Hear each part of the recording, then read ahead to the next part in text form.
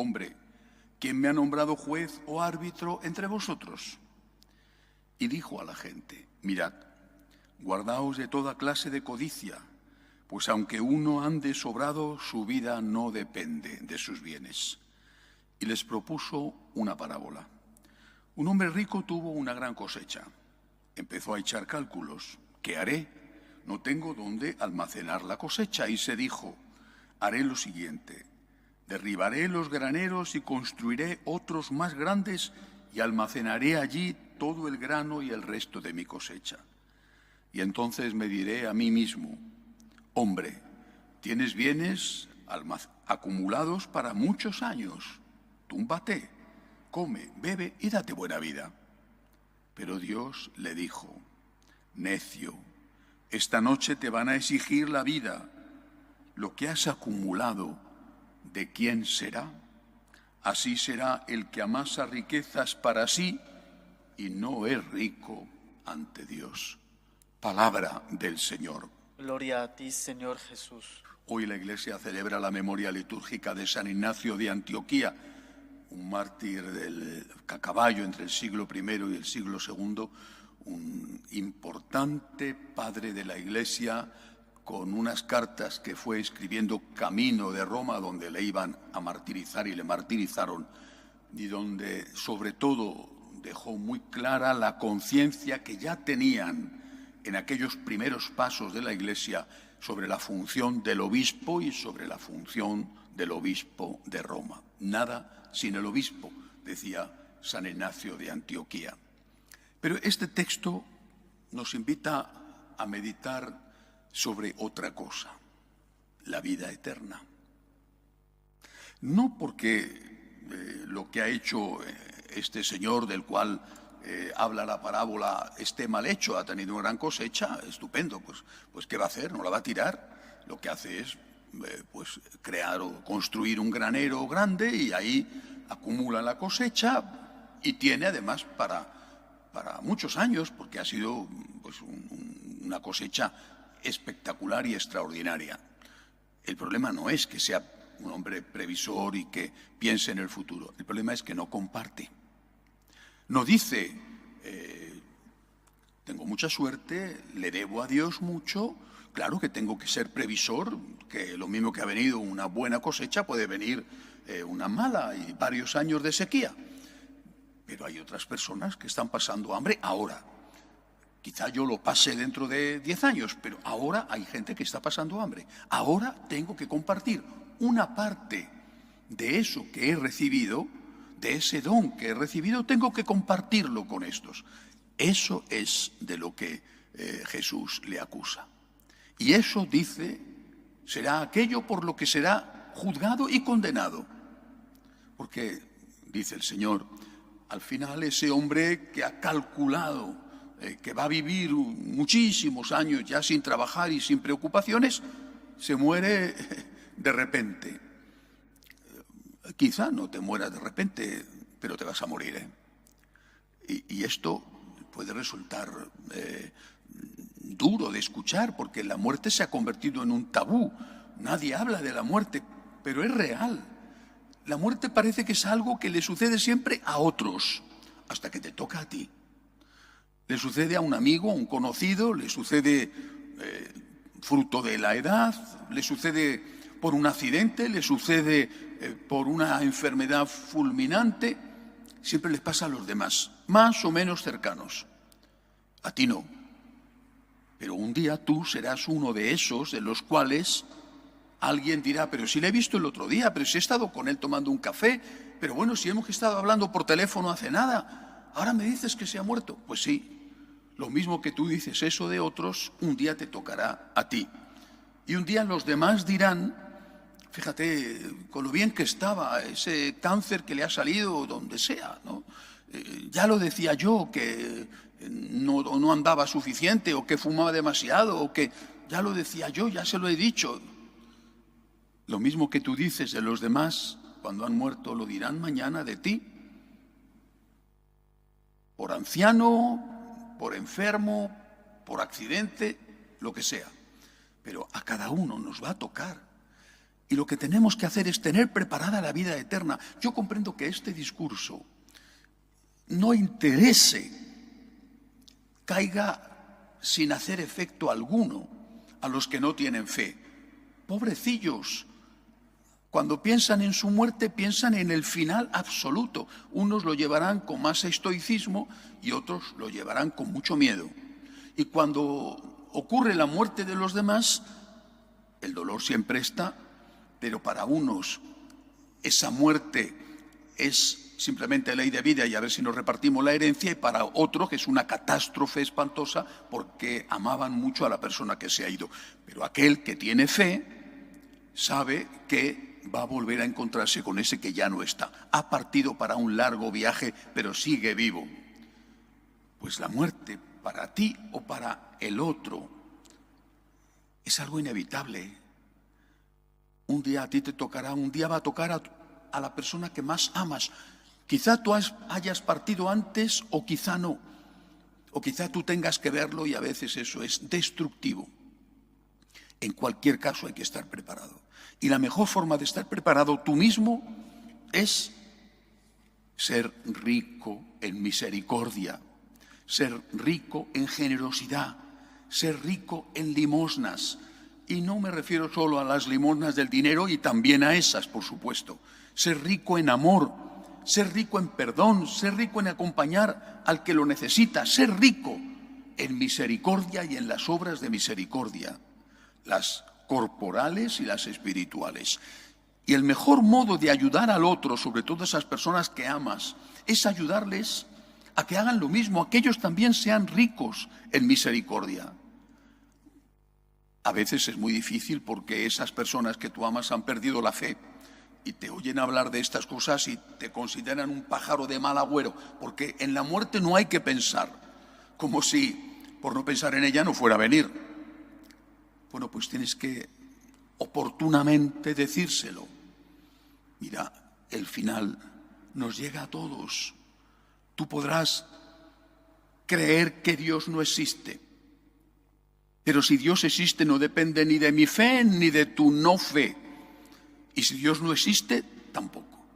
Pero aunque no sea más que por si acaso, tienes que decirles, estate preparado. Imagínate que sí que existe y que te encuentras allí después de haber vivido no solo de espaldas a Él, sino de espaldas al prójimo. Te encuentras allí con las manos vacías. ¿Qué va a pasar?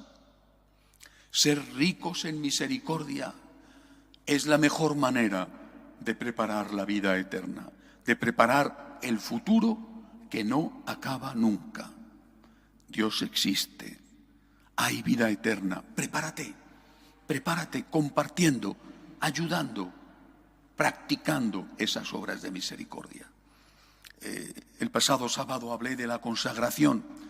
Insisto, consagrarnos al Sagrado Corazón, al Inmaculado Corazón de María, consagrarnos a Dios, decirle a Dios, soy todo tuyo, cuenta conmigo, aquí estoy, este hombre de barro que soy, este pecador que soy, quiere amarte y hacerte amar, cuenta conmigo. Una consagración que no puede ser solo sentimental. Para mí es el mayor peligro que corren aquellos que quieren consagrarse. Ya me he consagrado muchas veces, no te has consagrado ninguna, porque la consagración implica un cambio de vida, implica unos compromisos, implica una pertenencia, no solamente a la Iglesia, sino a una familia espiritual. Invito a que todo aquel que quiera prepararse para esta verdadera consagración durante 14 meses, durante este Vía Lucis, con 14 estaciones, hasta llegar al 8 de diciembre del año 23, para consagrarnos al Señor y a la Virgen, que me escriban. Tenemos que trabajar mucho para vencer. Era ya noche cerrada y todavía Jesús no los había alcanzado. Soplaba un viento fuerte y el lago se iba encrespando. Habían remado unos 25 o 30 estadios cuando vieron a Jesús que se acercaba a la barca caminando sobre el mar y se asustaron. Pero él les dijo, soy yo, no temáis. Querían recogerlo a bordo, pero la barca tocó tierra enseguida en el sitio a donde iban. Palabra del Señor. Gloria a ti, Señor Jesús. Soy yo, no temáis. Son las palabras de Cristo, las palabras que dijo a aquellos que le vieron venir andando sobre el agua y pensaron quién sabe qué, porque no le reconocieron. Pero son las palabras que nos dice a cada uno de nosotros cuando tenemos miedo. Muchas veces la realidad no es tan dura como lo que nos parece que va a ocurrir, decía el político Churchill, primer ministro inglés durante la Segunda Guerra Mundial, cuando él tenía que preparar su país para una posible invasión alemana. Decía al acabar la guerra: lo que más me ha hecho sufrir nunca me ha sucedido.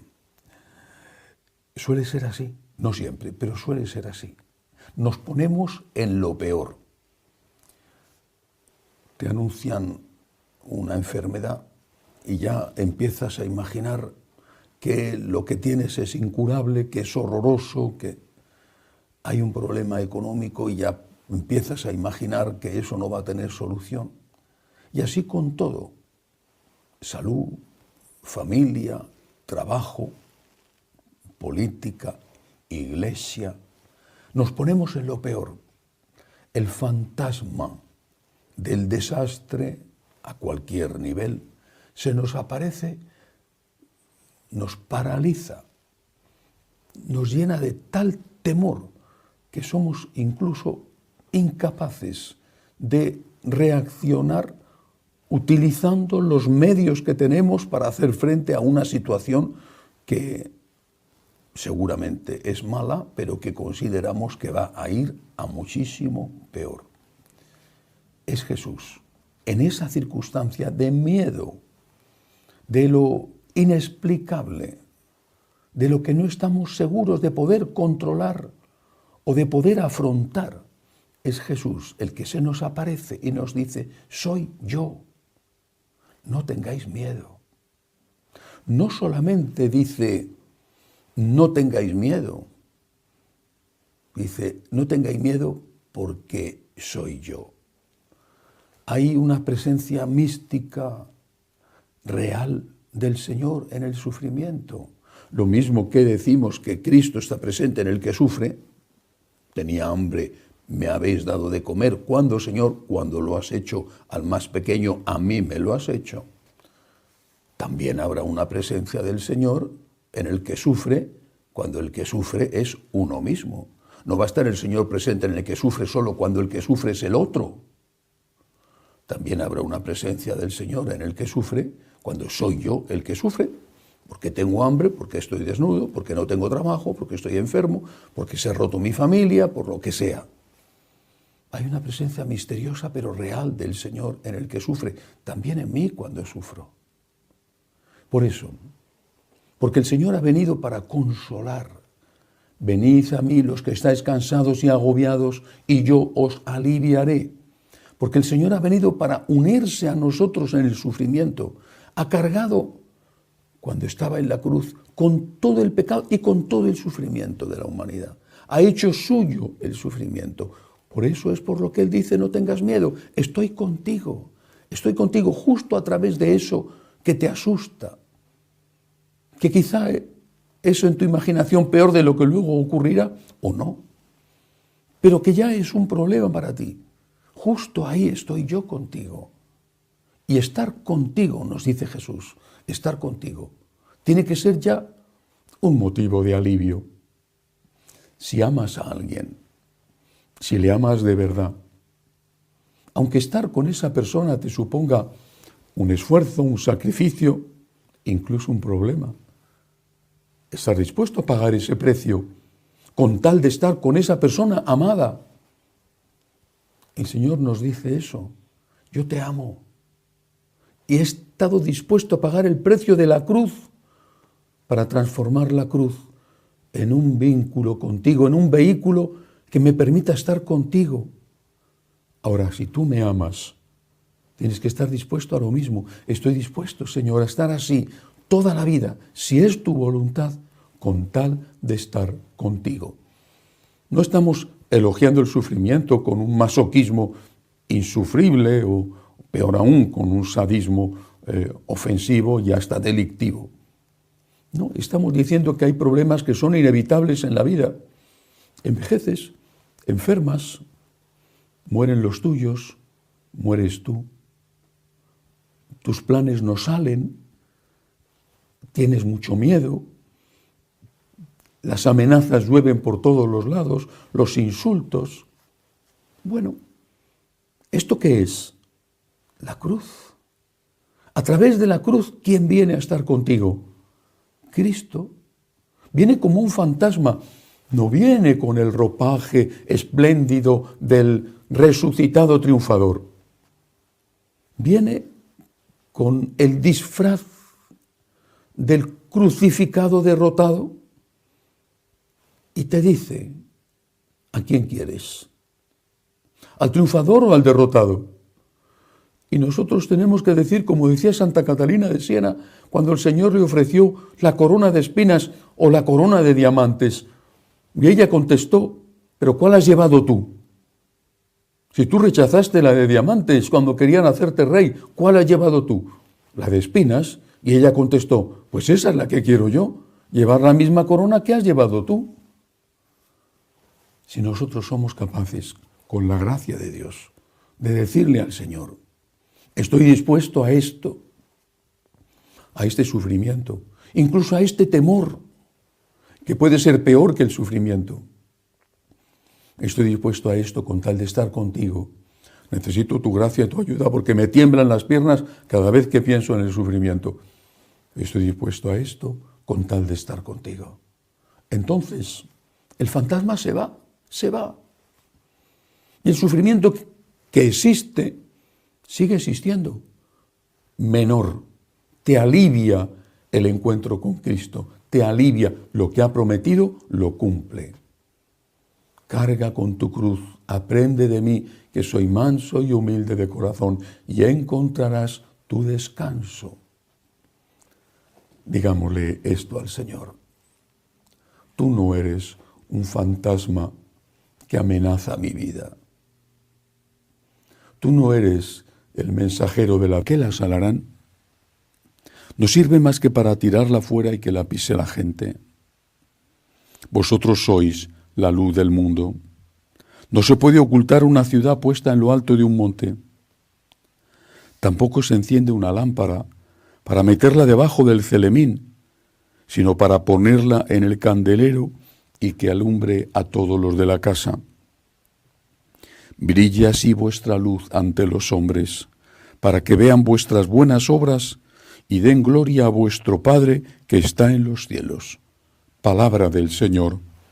Gloria a ti, Señor Jesús. Hoy celebramos, la Iglesia celebra la fiesta de un santo español de hace muchos siglos, cuando todavía España tal y como hoy la entendemos no existía. Me refiero a San Isidoro, que fue obispo de Sevilla. Importante no solamente para la historia de España, sino por la repercusión que tuvo España en la evangelización de tantos países, importante, creo yo, para todos los que tenemos la lengua española en común. Cuando está en su decadencia el Imperio Romano, varias bandas, varias tribus de godos, tenían eso en común, pero eran tribus diferentes, entran en una provincia del Imperio Romano que era Hispania y la arrasan. La peor de todas de esas tribus fueron los vándalos. Aún hoy se dice en nuestro idioma, cuando un acto es terrible y cruel, que es un acto vandálico. Destruyeron.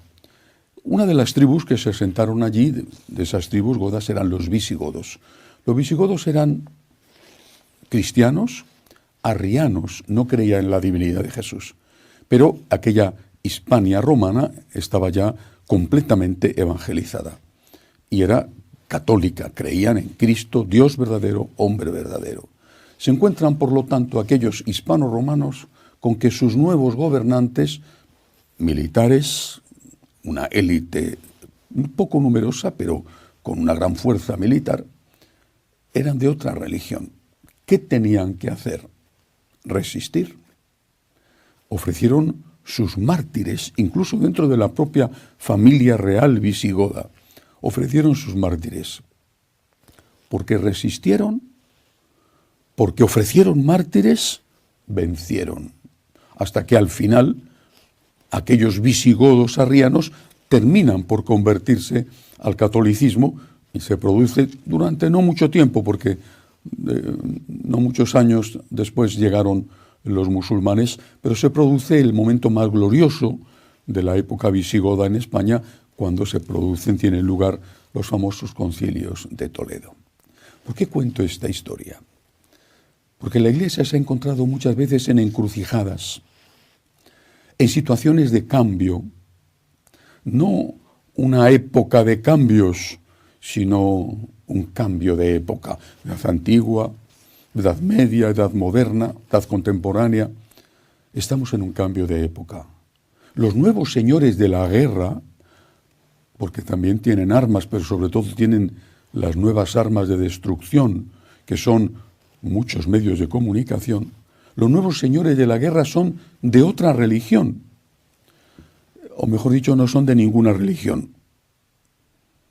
Y también nosotros en este cambio de época, también nosotros tenemos que saber cómo afrontar esta situación, cómo afrontar el reto que supone que los que mandan ahora no tengan nada que ver con nuestros principios, ni siquiera con nuestra forma de concebir al ser humano.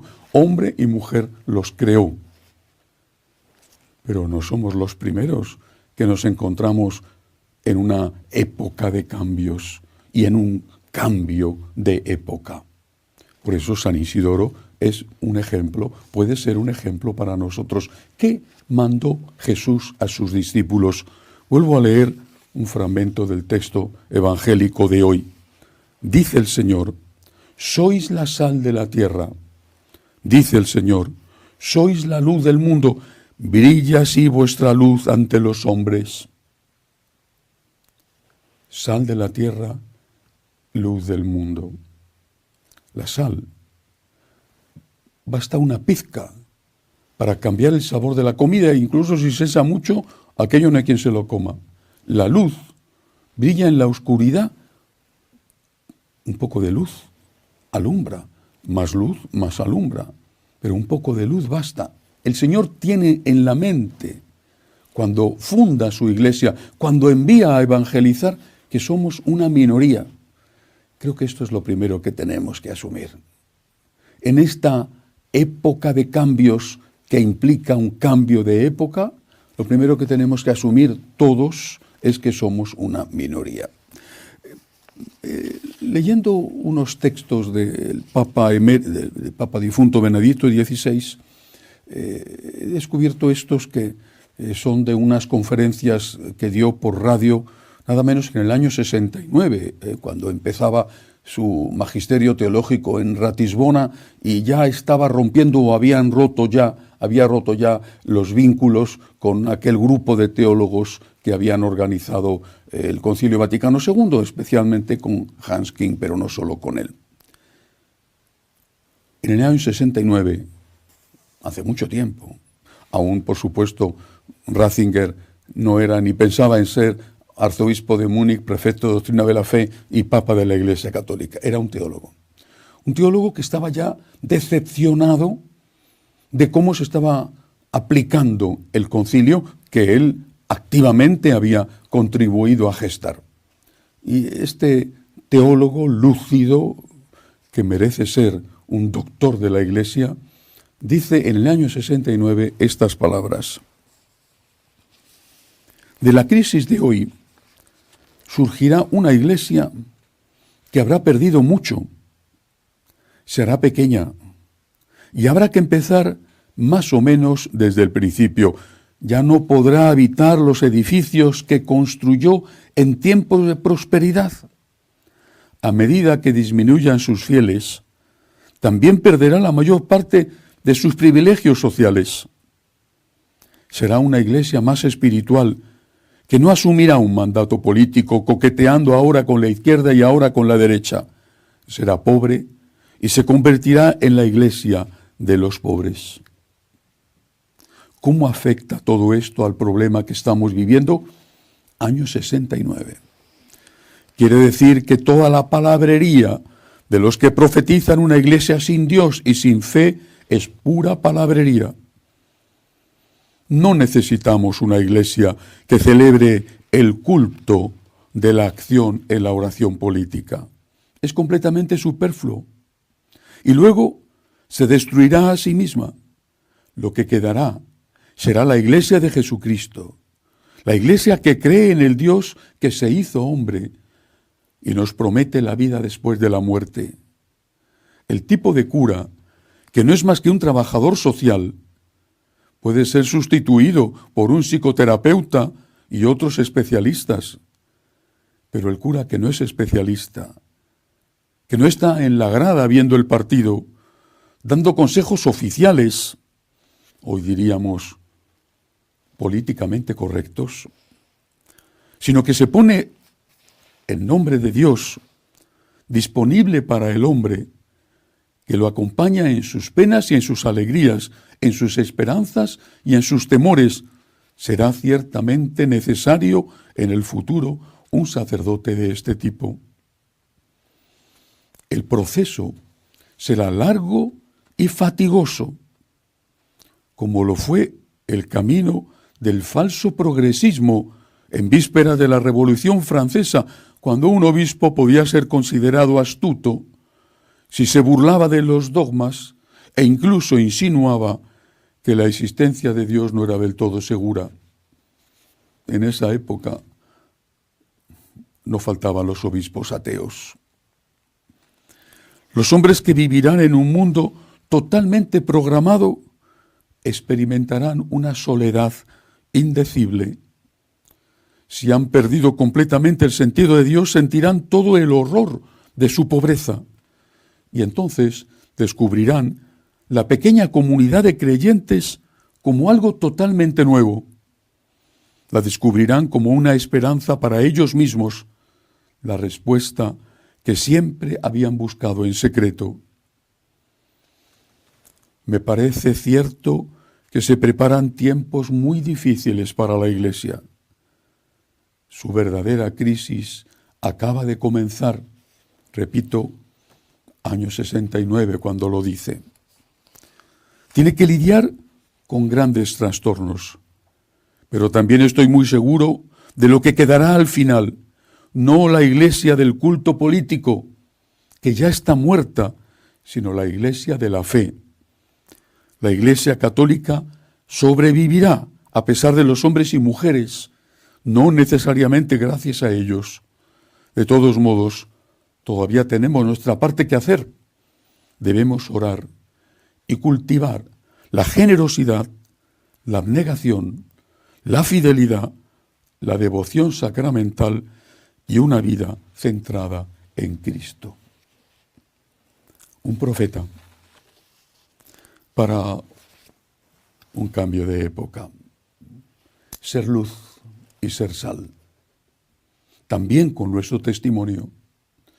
Y si no podemos ser los santos que deberíamos ser, al menos dar el testimonio de nuestra fe y de nuestro arrepentimiento cotidiano. Muchas iglesias habrá que venderlas. Ya se están vendiendo muchísimas.